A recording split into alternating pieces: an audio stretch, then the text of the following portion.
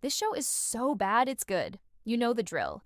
Mecha anime has had a long history of borrowing from other genres, often resulting in tonal whiplash. But mecha plus idols plus homoeroticism equals a train wreck you can't look away from. And that's why we're going to count down the reasons why Bang Brave Bang Bravern is so bad it's good. Starting with number 4, Tonal Whiplash Every episode. This show is famous for having an incredibly serious tone for about 3 episodes before veering off into the most insane, ridiculous, over-the-top nonsense imaginable. While the seriousness does come off as a little silly in hindsight given the source material, it does allow some genuinely cool mecha action sequences to breathe and gives the characters some room to actually feel like they have some weight to them. It's only until the reveal of Bravern's true form that all of this is thrown out the window and replaced with fan service wacky antics and an overall tone that could best be described as, what the hell is going on? Thankfully, these tonal shifts are few and far between, and when the show does get serious again, it still packs a punch. Moving on to number 3, Bravern's voice is annoying. A common criticism of this series is how loud and over-the-top Bravern's voice acting is. And while it definitely can get annoying at times, this is another aspect of the show that plays into its so bad it's good nature. There's no way around it. Bravern is meant to be an annoying character. He is a pervert with the personality of a child, and hearing him screech and cry and flail is not always the most pleasant experience. But if we're going to suspend our disbelief for giant robots fighting monsters, then I think it's fair to ask that we also suspend our annoyance at his voice acting as well. Coming in at number 2, the twist was predictable.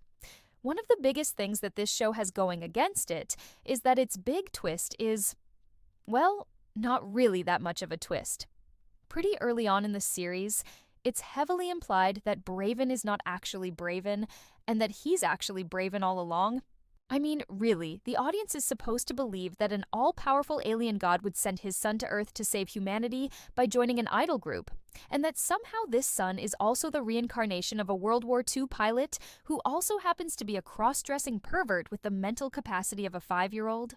Now, this level of insanity could only be achieved by the legendary mangaka Clamp, known for their works such as Chobits, Tokyo Babylon, and the art for Cardcaptor Sakura. And while many people may have been disappointed by the predictability of the twist, I think that it fits perfectly with the rest of the story. If anything, it adds to the charm. After all, what is life without a little predictability? And finally, at number 1, Japan hated it. When this show originally aired, it was not a critical or commercial success. In fact, it bombed so hard that it's often brought up as one of the reasons that mecha anime died in the early 2000s, which is totally unfair to it. While it's true that the show didn't stick closely to established mecha tropes, it was still technically sound with great animation and direction. The problem is that it was trying to appeal to 2 very different audiences at once. The idol fans didn't like the mecha, and the mecha fans didn't like the idol.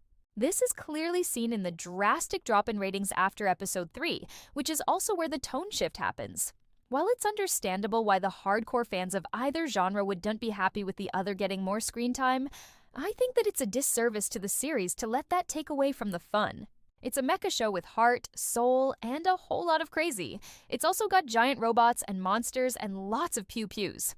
What more could you ask for? Thank you so much for watching. Please like and subscribe. Also, what other anime do you think is so bad it's good? Let me know in the comments down below.